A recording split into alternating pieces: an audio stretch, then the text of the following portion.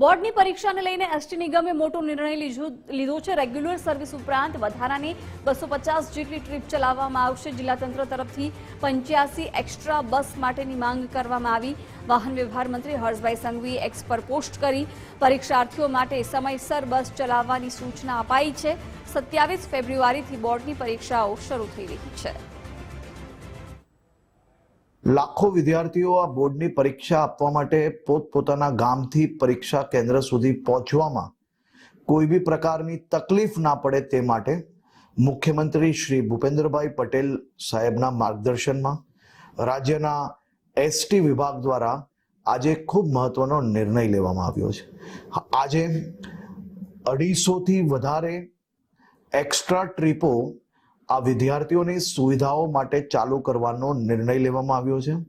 અનેક ગામો, જિલ્લાઓ કે કોઈ બી સ્કૂલ દ્વારા જો અમને જાણકારી આપવામાં આવશે કે માહિતી આપવામાં આવશે, માંગણી કરવામાં આવશે તો આ ટ્રીપો વિદ્યાર્થીઓની સુવિધાઓ માટે ચાલુ કરવાનો નિર્ણય લઈને એસટી વિભાગ વધુમાં વધુ વ્યવસ્થાઓ કરવા માટે કટિબદ્ધ છે।